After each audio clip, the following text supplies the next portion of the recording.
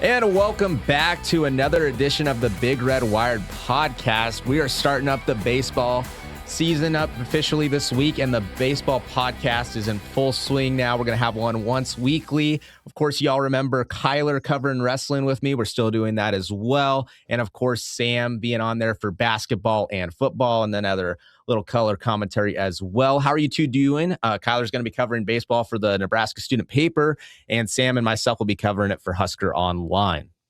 Doing well, Bobby. I'm excited. Baseball's kind of my forte, and so I've kind of been waiting for this season pretty much all year. Don't get me wrong. Love football, love basketball, but can't wait to do some baseball. Excited to get outside, man. Today's a beautiful day. Can't wait to see this in March come Haymarket. And I want to point out something. So Sam played JUCO baseball at Hutchinson Community College in Kansas as a pitcher, and then he also played at UNO. And Kyler is a former outfielder for the McCook Indians in Nebraska, JUCO ranks. So they have some great analysis as well. But once again, be sure to like, comment, subscribe if you haven't already. Follow ourselves on Twitter at bschneider33, at DugoutCox, and at Sam Ojeda 8. Guys, the Huskers open up against UConn this Friday night. We found out the starting rotation, and that's going to be Ty Horn, who really got hot this past year. Helped really, I thought, I know he only played in the championship game at the Big Ten baseball tournament, but he was flawless there and really got hot ever since April last year till the end of the season. Yeah, I really like Ty. You know, he's kind of got that energy that you want an ace to have. I actually got to know him pretty well during when we were both getting recruited, did some Wichita State camps together when he was committed there. So I actually played catch with him a few times. He's just a great overall, he cares about everything that he does. He cares about his process. And I think that really came to fruition in the Big Ten championship last year, Big Ten tournament. And so, seeing him out there for his junior season with plenty of experience under his belt, I think that's going to bode well for the Huskers. He's the perfect type of guy to slide in at the top of this rotation, especially you got guys like Caskey coming in and then a little bit more unproven towards the back end. I think it's going to bode really well for Bolt and Childress, just working through the rotation and then, leading that into the bullpen. Ty Horn, I think, is going to be a future MLB pitcher. I know last season he struggled with his walk to strikeout ratio and everything, but I think that he's going to really build upon what he had last year. He struggled giving up the deep ball as well, but I think his ceiling is just as high. But then the day two starter is another guy that is a highly regarded prospect who also struggled with walking batters last year. Carson Jossa. Yeah, 6'7", 215. I mean, that immediately stands out to you. The redshirt sophomore from the Omaha area. He's just a fantastic, projectable piece come MLB draft time, which I believe he is eligible this season. He's definitely hitting the 100 range consistently. One thing you struggle with, I got to watch him at Omaha last year. He pitched the midweek game against the Mavericks up at Tal Anderson Field last season, and he had a lot of control issues, hit a few guys. But just talking to him, he seems like he's really refined it. He really likes his stuff, and so you just look for him to kind of be that consistent day two. Maybe he's not going to give you 6 or 7 innings, every single outing, but he's going to give you 4 or 5, be able to turn over to what seems like a deep Husker bullpen. Yeah, Joss is a guy, I like him the most in terms of his ceiling out of anybody on the staff. The issue, like you said, kind of reciprocated. It's the walks, it's the hit by pitches. You can't give up the free passes. I think it's going to be really interesting seeing him this weekend, seeing what he can do and how he can grow in that role as a starter. And if he can kind of make everything come to fruition, I really like where that puts this rotation. Yeah, for reference, last year, I just pulled it up. He walked 19 batters, hit 7, only had 24 strikeouts. So he had 2. You don't like that. You don't like anything. That ratio is a little bit, for reference, a good quality pitching coach at the college ranks is looking for anything 2-to-1's about bare minimum K to walk ratio.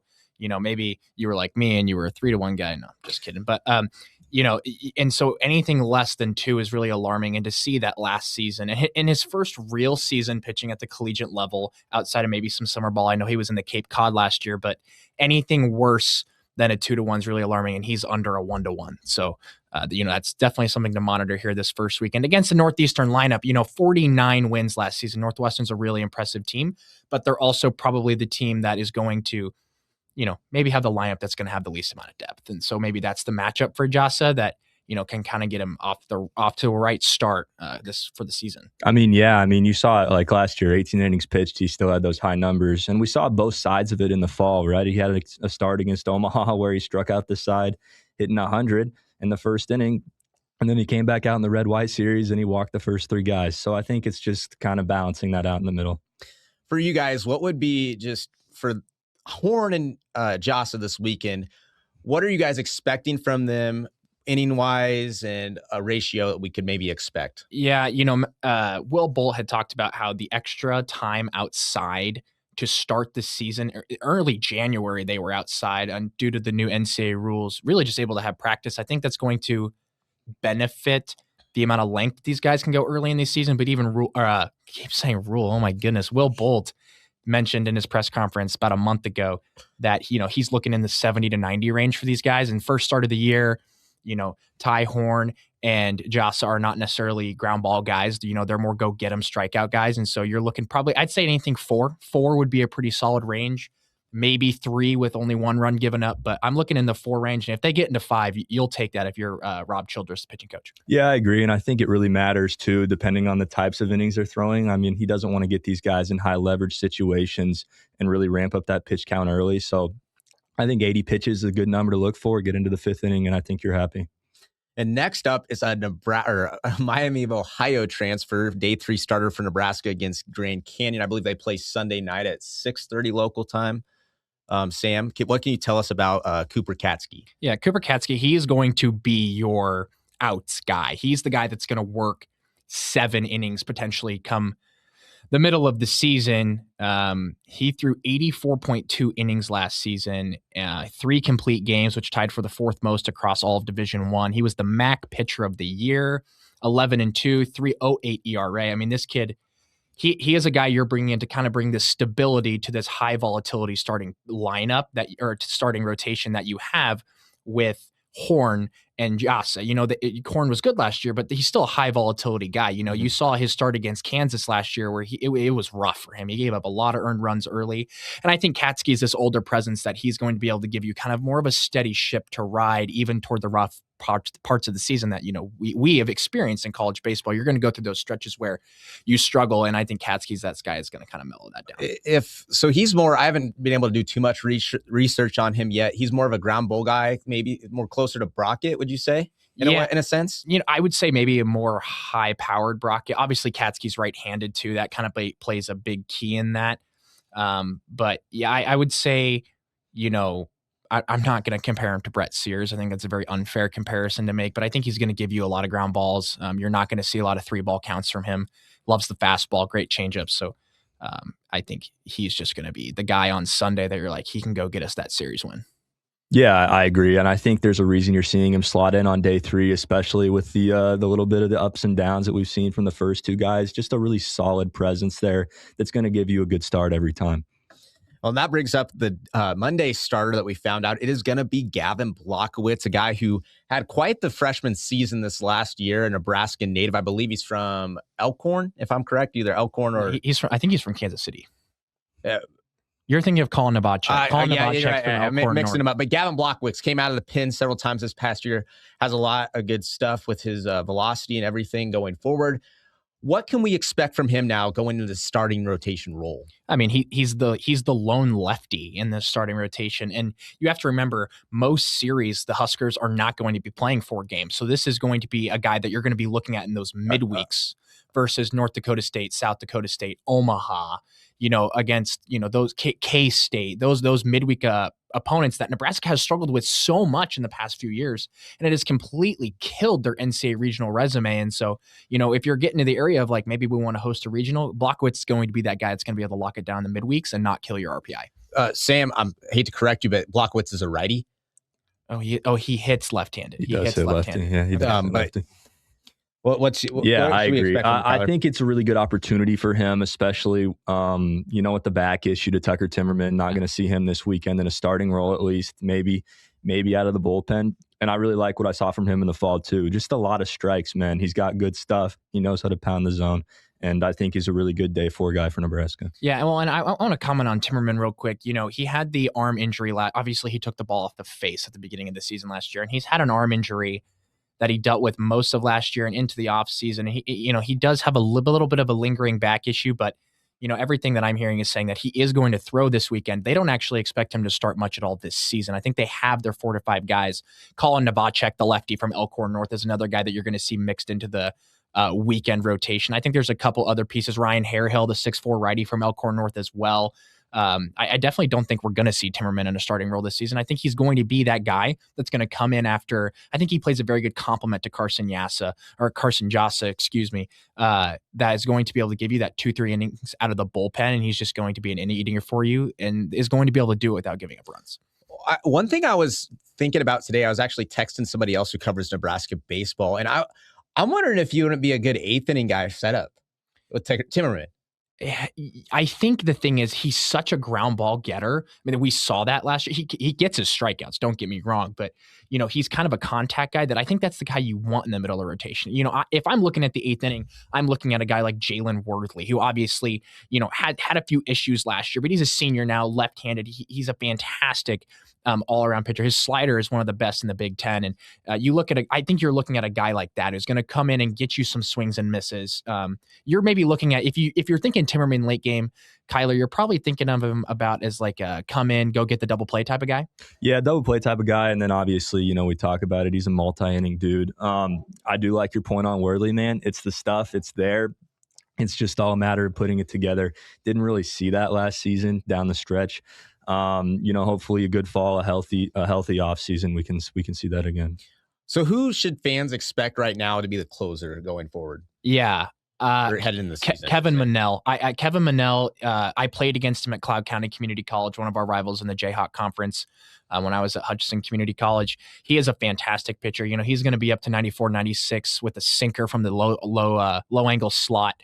Everything that I'm hearing just from the people around the team is that he is kind of slotted to be that closer because he's going to come in. He can get strikeouts. I transferred from Mississippi State last season where he made 11 relief appearances, went 2-0 with a 4.3 ERA, which we talked about. ERA is not necessarily something you want to read into too much with a reliever in college baseball, but 19 strikeouts in 14 and 2/3 innings is pretty impressive. But I'm also hearing a lot about this freshman.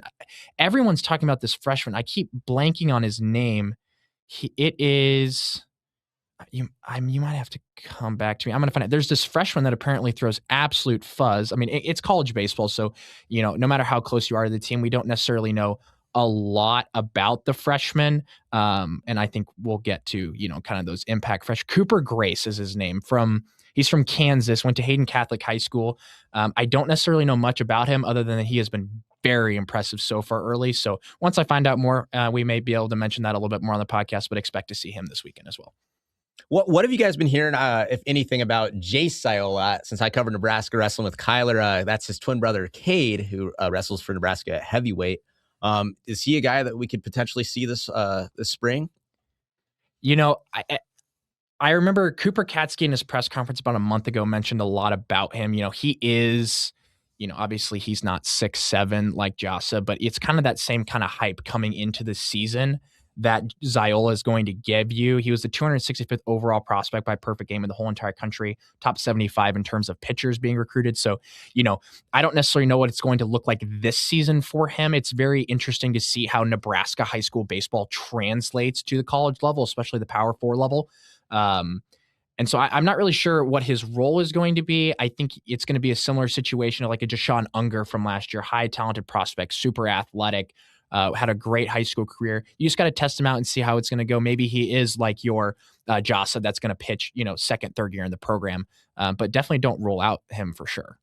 Yeah, I think the bullpen situation is very fluid right now, and I think it's going to take a little bit for Bolt to kind of fill the rest of that out. There's a few guys on here just with baseball experience, right? I mean, North Star guy, Lyndon Brugman, transferred back this offseason. So there's a few names I think you can slot in, and I think it's going to be something that Bolt's going to have to figure out down the stretch. Well, we're going to touch on Nebraska's batting now. Let's talk some offense. But another name I do want to watch this year, had some good moments, was Price Bender as well. He's going into his sophomore season. But guys, last year Nebraska's bats were hit or miss, literally, and I didn't mean to make a pun there, but there was constant strikeouts. They had some long balls. You lose Tyler Stone, Gabe Swanson, Caden Brumbaugh, and then you lose some other guys didn't really have as much pop, but you also returned like Max Butenbach and Joshua Overbeek as well. What should we expect going into this weekend for Nebraska's lineup, and how explosive do you guys think they can be? Well, here's the deal, guys. I think Will Bolt has done an exceptional job replacing the holes that were left last season. If you just look at the infield alone,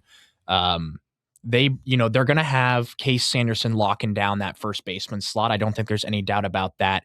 But on the other side of the corner at third base, I mean, there is nothing but depth here. Cole Kitchens, you're kind of looking at the backup first baseman / DH, transfer from Southern Indiana, OVC player of the year. I mean, this guy, he rakes. I mean, everyone I'm talking to is like, this guy is your definition of a designated hitter. It's almost like Tyler Stone, just with less strikeouts, is what it seems like, a higher OBP guy, on base percentage. And then, like I said, on the flip side, you got Carter Kelly, the transfer from Johnson County Community College, super productive down there. Johnson County is consistently one of the top 5 programs in junior college baseball. They actually knocked me out my sophomore year. We were 1 game away from the College World Series. And so, impressive player, has good contact, has good power, and he's an elite defender. He plays more as a first baseman, but I think they're going to do everything they can to get his bat in the lineup. And then Nico Nguyen is kind of maybe your depth piece. I wouldn't necessarily say he is definitely out of the starting lineup, but he's an impressive piece that comes over from Grossmont College, where after he was at Arizona, and he posted a 1.0 OPS. And so much depth on the corners. I really like the left side of the infield. I mean, you got Overbeek and Carey, right? Carey started 123 of 124 games for the Huskers in the last 2 years. Just a lot of experience there. And somebody that I really think that you need to look out for is Jet Buck. I mean, go look at his numbers at Division II Washburn. Just hits the ball out of the yard, man. He does everything really well. He's a nice piece for Bolt to slide in there at the middle infield position. This kid, he's talented. I mean, he is a great defender. He's a shortstop, but we're going to see him at second base. I don't want to discount Rhett Stokes and what he's done for the Huskers in his career, but Jet Buck was brought in because, Bolt even said this, he was brought in because they thought they were losing Dylan Carey to the draft, and now you're like, oh crap, we got to replace both of them, and you're going to see an incredible middle infield combo. Well, let's just hope that he bats better than Kilfrost. I hyped him up way too much last year, thinking he was going to be a hitter, and that did not pan out too well for the Big Red. But now at the outfield, and we know Devin Nunez is a full-time outfielder now. I mentioned you returned Butenbach. So I believe, is Nunez more, we're thinking left field, center field? Center field. Yes. And then probably, because Butenbach mostly, I mean, he played a little bit of left, but last year they had him more so on the right side. But what's that looking like? Yeah, you're looking at Butenbach on the right side. He's going to play right field. Devin Nunez, they really like his speed out there. He's super athletic. I know he's kind of dealt with some arm issues, and that led to a lot of why he was a designated hitter for most of the season last year. But he is a permanent outfield. Expect him in center field. And then, there's a plethora of guys you could put on the left side. Right now, I think I've got Preston Freeman slotted there. Freeman is a transfer from Cisco College down in Texas. Very well-liked junior college down there. But then Mac Moyer, the transfer from San Jacinto College, or San Jack, for those that played junior college baseball, another incredible JUCO program, just like Johnson County, that is consistently at the top of the country. And then Will Jeske. Will Jeske has, in his Husker career, I know him very well from our times playing Lincoln Preps baseball, and he's a fantastic kid. But during his career, he's kind of floated around everywhere. He's seen time at second, saw time at first. He was literally the backup catcher last year, just because his bat is so valuable. He's a high on base percentage guy, but he has more or less made the permanent move to outfield. And I expect him, maybe he's going to be a pinch hitter to start the season. To maybe if a lefty comes in when Butenbach's spot comes up in the lineup, or Mac Moyer, right? Whoever's starting in that position. But those are kind of your 5 guys you're looking at to play outfield this season. Yeah, the corners are interesting. I really like Nunez in center field. I mean, he's electric out there, can cover a lot of ground. I think that's that's a staple for Bolt to be able to just nail down a center fielder and not have to worry about it. I think Butenbach and Freeman are 2 guys that you're going to see in the corners to start. Freeman, just sweet swinging lefty. They like his arm. I think you could see him in right field, but I don't know that there's necessarily a preference there. And I think, with the Jeske comment, there's depth everywhere on this team, and I think you're going to see that. He's a right-handed bat, too. Yeah. I mean, that's what's nice about him. When you get a lefty, he'll probably see him at least 75% of the time. Yeah, well, and I think the thing about this team is everyone's really like, there's so many unknowns. Well, the unknowns are known. I mean, we know Jet Buck is an elite level hitter. We know that Jeter Wordley is one of the highest prospects that Nebraska has had. We haven't even talked about the catcher position. That's what my next topic. I'm sure we're going to get there. That. The first base is so deep. Case Anderson literally said all offseason his focus was slugging, and that's a big hole that Nebraska had in their lineup last season. You thought Gabe Swanson was going to provide that, but he really didn't, like he did last year late in the season. I think every hole that Nebraska needed to fill was filled, and I think that's a testament to Will Bolt and Rob Childress and everyone, Sirianni and everyone else on the staff that can recruit the heck out of guys out of the portal. Jeter Wordley, though, he's going to be Nebraska's starting catcher, true freshman from Lincoln East High School. I'm not even sure the ranking he was for prospects, but I know he was one of the top in the nation as well. What should fans expect going forward from a true freshman behind the plate and in the box? Athleticism. I mean, this kid is athletic. He was the quarterback for Lincoln East High School. He is just overall, first of all, a great guy. I mean, him and Jeter both, their dad, Chris, they're just a great family. And, I got to know them pretty well, obviously, through Lincoln Preps. And he just really sticks out as someone who is almost older than their age, right? He kind of carries himself like a pro. You watch practice and even knowing him in high school, he just really impressed you. And so I think the thing that's going to be the most surprising that you won't normally get from a freshman is that level of maturity, especially at catcher. He is able to control a game. We're not really sure whether or not he's going to be able to call the game. You're seeing that less and less in college baseball. As much as I love it when catchers calls the game as a former pitcher, but yeah, you're really going to see athleticism, mature kid, and a good enough bat. Yeah, from what you saw in the fall, I think it's the position that maybe you feel one of the best about on this team. Mike and Miller, man, some of the swings that he had in their Fall World Series, hitting everything over 100 miles an hour. I think there's a lot of depth there at a position where you really need it, and maybe at a position where they haven't felt that they've had it to the degree that they've needed over the last 2 years. Well, and the way that I look at the catcher position is, Hogan Helixo, no shame on him, but he was a great defensive catcher. But I would argue all three catchers that are on this, that we haven't even talked about Trey Fikes yet. Trey Fikes comes from another very talented junior college program, Three Rivers College, where he had a .406 on base percentage. I mean, that is just impressive. He is looking more like your third catcher, but I think all three of these guys would have definitely given Helixo a run for his money last year. Mike and Miller, 370, 7 home runs, 65 RBIs last season at Johnson County Community College. Holy cow. I mean, this catcher position is loaded, not to mention that Mike and Miller is a lefty. So if there's ever a situation, let's say the freshman Wordley is struggling against righties to start the season, Mike and Miller is a plug and place guy that's going to be able to give you that slug against those right-handed guys. Yeah, you mentioned Helixo. His bat was non-existent. He had that little bit of run in May, but that was pivotal. I mean, that consistent out at the 8-hole position for Nebraska, or 9-hole position last year for Nebraska. So having that now is such a nice addition to have, I think, going forward. But order-wise, I think, what are we looking at for the first 4? I know you're going to have Nunez up at the top of the order somewhere, probably Butenbach. Yeah, I got a story coming out on Wednesday that kind of has my lineup prediction in it, but without giving it all away, I've actually Jeter Wordley, I think, is your leadoff. I mean, he is going to give you the speed. He's going to give you the on base percentage. He walked so much in high school. It's unbelievable. And I know that this is Power 4 baseball, but still the ability to see the ball, obviously you, Kyler, you're a former collegiate hitter. Like, just the ability to get on base is crucial in that leadoff spot. And I think it's perfect because the 9-hole is usually your second leadoff, your second best leadoff hitter. And that's where I've got Devin Nunez. I'm not saying that that's exactly how it's going to work, but man, I don't think people quite comprehend what Jeter Wordley can do for this team this season. Yeah, Jeter Wordley's a leadoff. He led off all fall. I don't expect that to change this season. I think you're going to see Sanderson in there, obviously. Maybe Jet Buck's a guy. And maybe you slide Nunez up to the 5, get him behind some of these power guys. But that's the way I see the top 4 or 5 working out right now. And I wonder maybe if Nunez is maybe your 7, right? You have a 7 and then you got a high slug guy in the 8-hole. Usually your 8-hole's your lowest OBP guy. But now with analytics, I mean, I think it was the Dodgers who had Max Muncy in the 8-hole all of this season when he wasn't leading off because Freddie Freeman was hurt. But, sometimes you do put your high slug guys in the 8-hole because that 7 is kind of like your leadoff for that back third of the lineup before you turn it over. So I think there's a lot that Bolt's going to be able to do when putting together his lineup this season. You didn't even mention Overbeek or Carey. If them two get hot, holy cow! Like you just think of the potential this offense has. I mean, you probably have seven guys in this lineup that could have 10+ home runs this year. Yeah, I mean that's saying a lot because they play in Haymarket Park. But if you were in your average college park, absolutely. I mean, look at Scott Schreiber hit 20 home runs, around 20 home runs, 8+ years ago for the Huskers.